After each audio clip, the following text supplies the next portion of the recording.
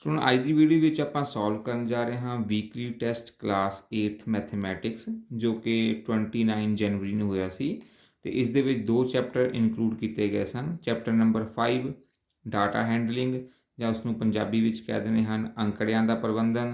तो दूसरा चैप्टर है chapter number 15 introduction to graphs या इसनों पंजाबी विच कह देने हैं ग्राफां बारे जानकारी। तो आओ इसका पहला आप ए पार्ट सॉल्व करते हैं भाग ऊड़ा। तो इसके आप सारे ही क्वेश्चन एक एक करके सॉल्व करांगे। स्टूडेंट फर्स्ट क्वेश्चन इस तरह है जी, हेठां दिते गए चित्र विच हेठ लिखिया विचों किहड़ा ग्राफ दर्शाया गया है। तो इस तरफ अपने को एक चित्र है, इस चित्र दे विच एक किहड़ा ग्राफ है आपां शो करना है। इस दे विच इस तरफ लिखे हैं फ्रूट्स जो अपने को फल लिखे हुए हैं, जिस तरह mango, apple, orange, papaya and banana.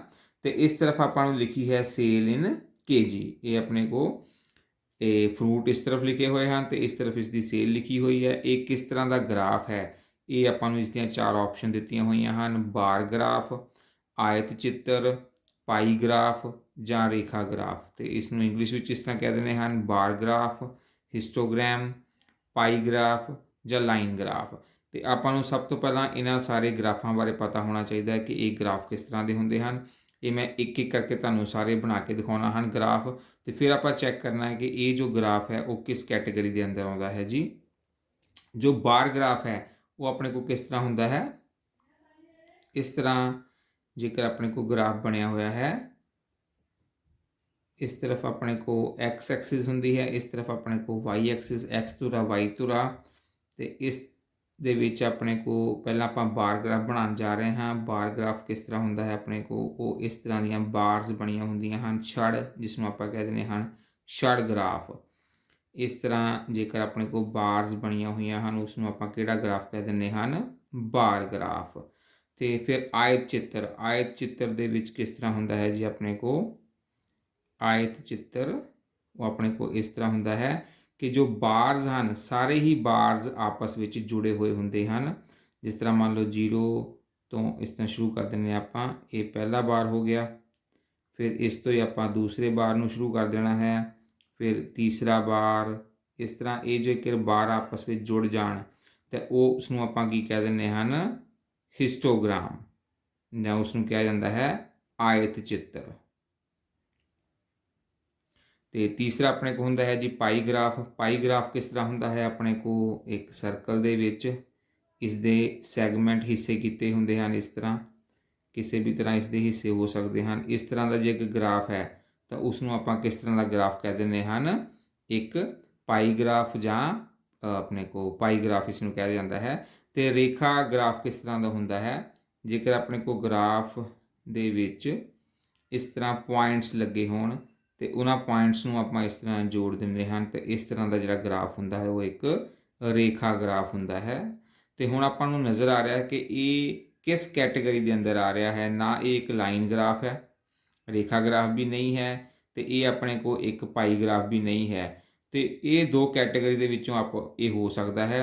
But इस दे विच है कि हिस्टोग्राम दे विच किसी भी तरह का कोई गैप नहीं होंदा है। सारे ही जो ग्राफ हैं जो ये छड़ हैं आपस में, ये जो बार हैं आपस में जुड़े हुए होंगे हैं सारे ही।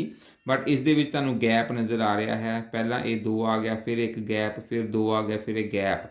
तो जो गैप वाला ग्राफ होंदा है उसनूं किहड़ा ग्राफ कहा जाता है, बार ग्राफ। इट मीन किहड़ी ऑप्शन अपने को सही है जी, A option is the right option कि ए वाला जो ग्राफ है अपने को एक किहड़ा है, एक बार ग्राफ है।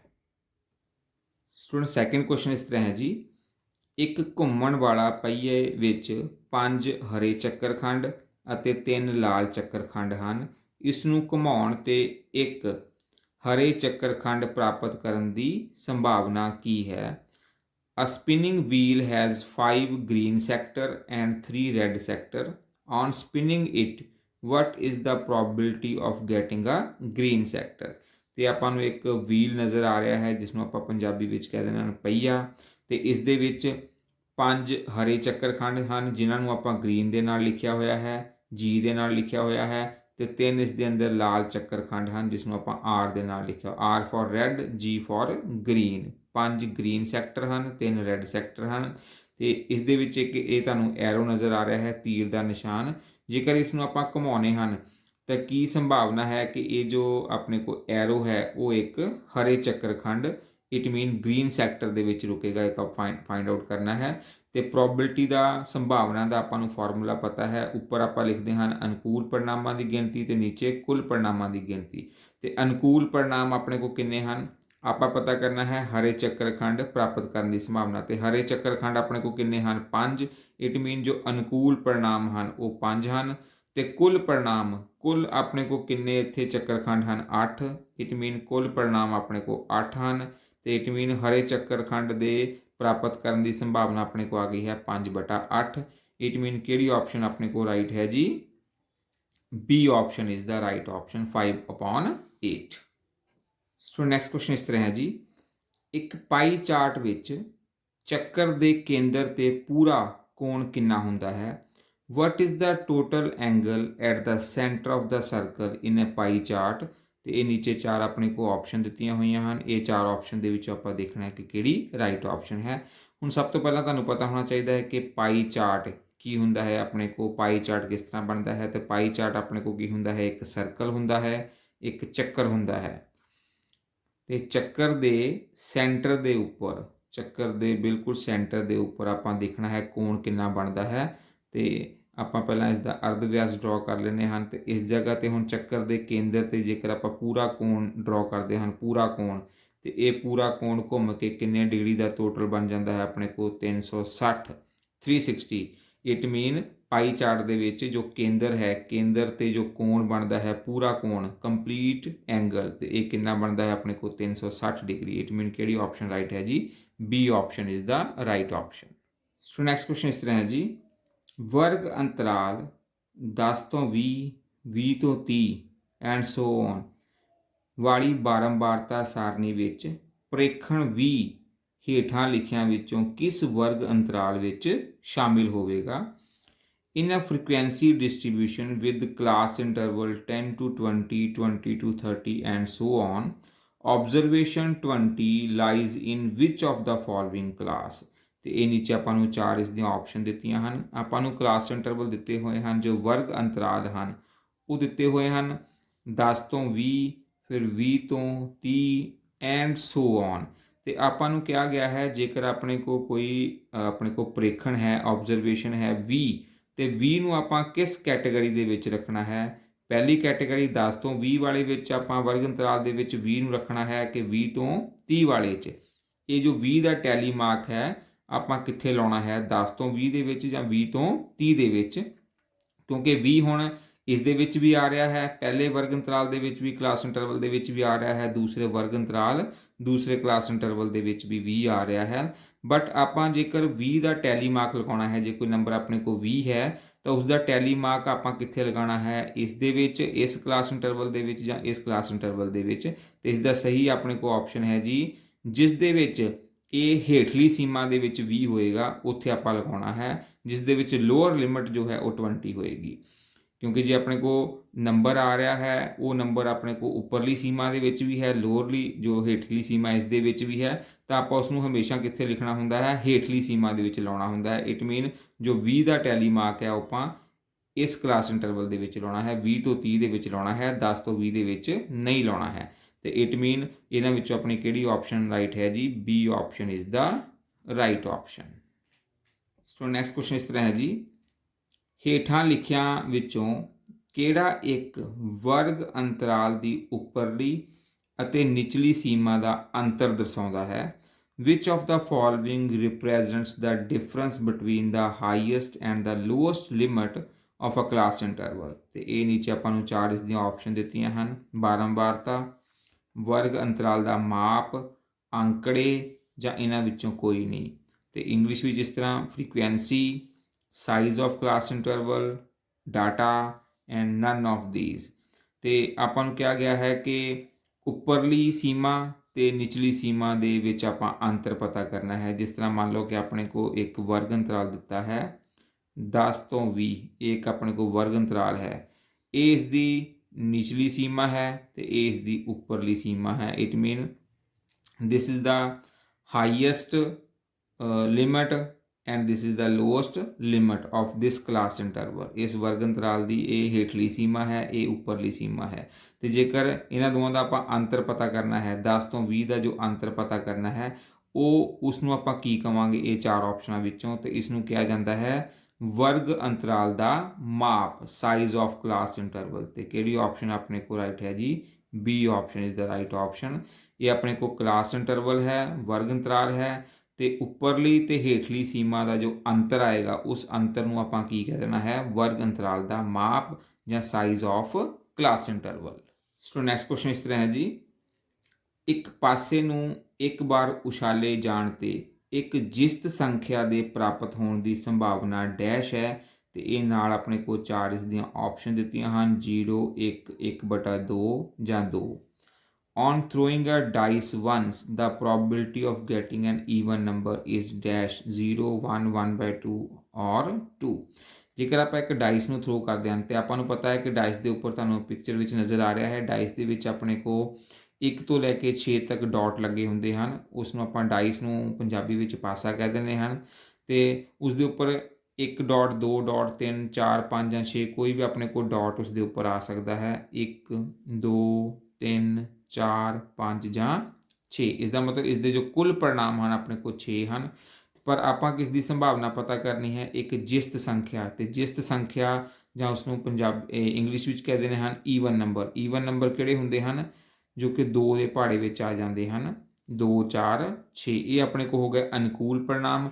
ਤੇ ਸੰਭਾਵਨਾ ਦਾ ਫਾਰਮੂਲਾ ਤੁਹਾਨੂੰ ਨਜ਼ਰ ਆ ਰਿਹਾ ਹੈ। ਸੰਭਾਵਨਾ ਦਾ ਫਾਰਮੂਲਾ ਕੀ ਹੁੰਦਾ ਹੈ? ਉੱਪਰ ਲਿਖਣੇ ਹੁੰਦੇ ਹਨ ਅਨੁਕੂਲ ਪਰਿਣਾਮਾਂ ਦੀ ਸੰਖਿਆ ਜੋ ਕਿ 3 ਹਨ, ਤੇ ਕੁੱਲ ਪਰਿਣਾਮ ਆਪਣੇ ਕੋਲ ਕਿੰਨੇ ਹਨ?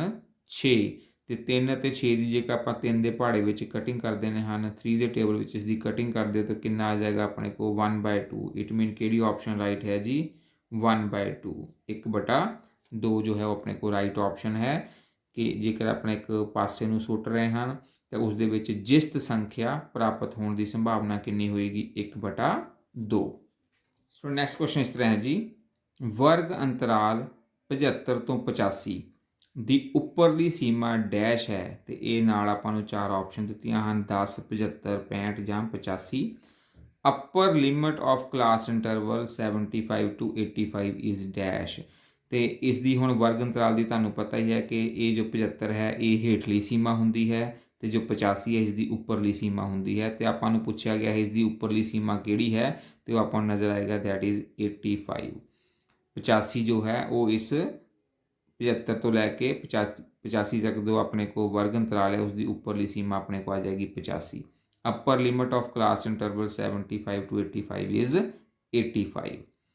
ਤੇ ਅਗਲਾ ਜੋ ਪਾਰਟ ਹੈ ਆਪਣੇ ਕੋਲ, ਅਗਲਾ ਕੁਐਸਚਨ ਇਸ ਤਰ੍ਹਾਂ ਹੈ, ਵਰਗ ਅੰਤਰਾਲ 10 ਤੋਂ 20 ਦੀ ਹੇਠਲੀ ਸੀਮਾ 10 ਹੈ। ਇਹ ਸਹੀ ਜਾਂ ਗਲਤ ਵਾਲਾ ਕੁਐਸਚਨ ਹੈ। ਤੇ ਆਪਾਂ ਨੂੰ ਕਿਹਾ ਗਿਆ ਹੈ ਕਿ 10 is the lower limit of the class interval 10 to 20। 10 ਤੋਂ 20 ਜੋ ਆਪਣੇ ਕੋਲ ਵਰਗ ਅੰਤਰਾਲ ਹੈ ਇਸ ਦੀ ਹੇਠਲੀ ਸੀਮਾ 10 ਹੈ। ਇਹ ਆਪਣੇ ਕੋਲ ਬਿਲਕੁਲ ਸਹੀ ਸਟੇਟਮੈਂਟ ਹੈ ਕਿਉਂਕਿ 10 ਇਸ ਦੀ ਹੇਠਲੀ ਸੀਮਾ ਹੈ ਤੇ 20 ਇਸ ਦੀ ਉੱਪਰਲੀ ਸੀਮਾ ਹੈ। 20 is the lower limit, 10 is the lower limit and 20 is the upper limit. ਤੇ ਆਪਾਂ ਨੂੰ ਕਿਹਾ ਗਿਆ ਹੈ 10 ਇਜ਼ ਦਾ ਲੋਅਰ ਲਿਮਟ, ਤੇ ਆਪਣੇ ਕੋਲ ਟਰੂ ਆਪਸ਼ਨ ਹੈ ਜੀ। ਸੋ ਨੈਕਸਟ ਕੁਐਸਚਨ ਇਸ ਤਰ੍ਹਾਂ ਹੈ ਜੀ, ਦਿੱਤੀ ਗਈ ਸਾਰਣੀ ਵਿੱਚ ਗ੍ਰਾਫ ਖਿੱਚਣ ਲਈ ਸਮਾਂ x ਧੁਰੇ 'ਤੇ ਲਿਆ ਜਾਂਦਾ ਹੈ, ਸਹੀ ਜਾਂ ਗਲਤ।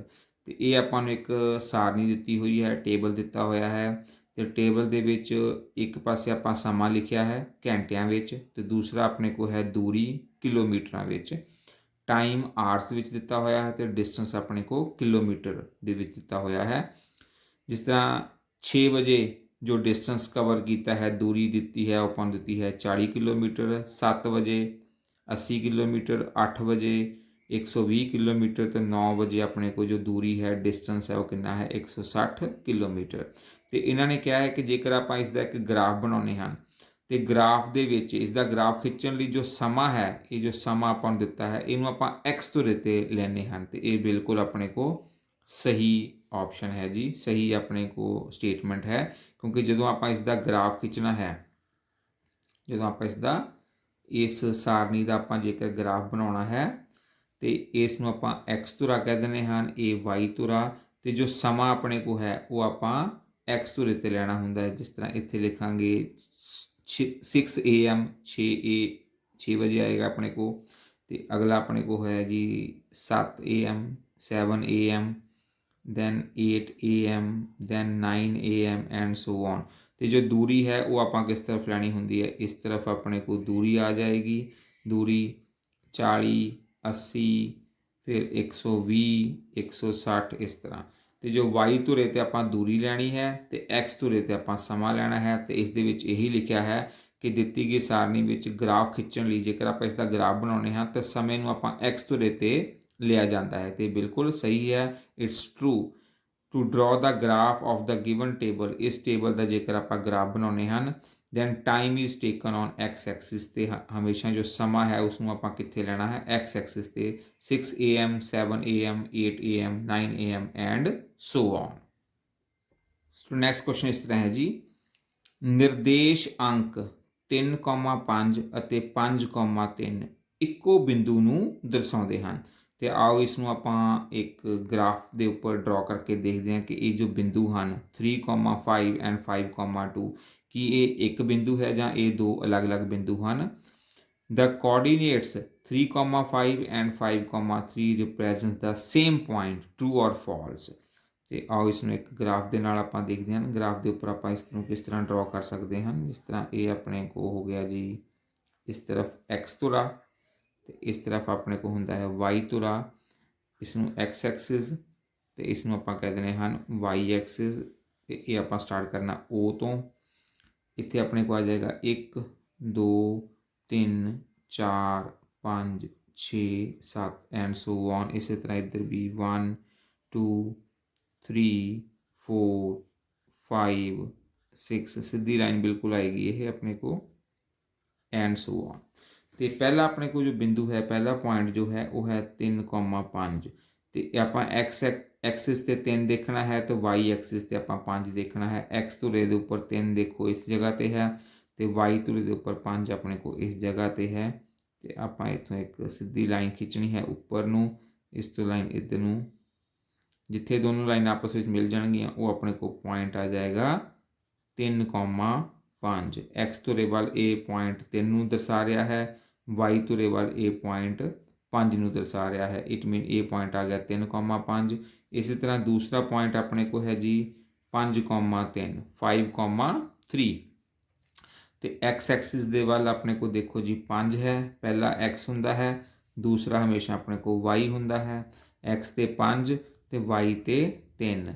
5 नूं आपां इस तरह लाइन लगानी है, 3 की लाइन आपां इस तरह ड्रॉ करनी है। तो ये जिथे आपस में मिल गए वो अपने को आ जाएगा बिंदु 5,3। तो हुण आपां नूं नज़र आ रहा है कि ये दोनों ही जो बिंदु हैं 3,5 तो 5,3 ये दोनों ही जो पॉइंट्स हैं वो दोनों अलग अलग पॉइंट्स हैं, सेम पॉइंट नहीं है। बट इत्थे लिखा है सेम पॉइंट इक्को बिंदु, बट ये दोनों अलग अलग बिंदु हैं। इट मीन ये वाली जो स्टेटमेंट है वो अपने को गलत है, फॉल्स।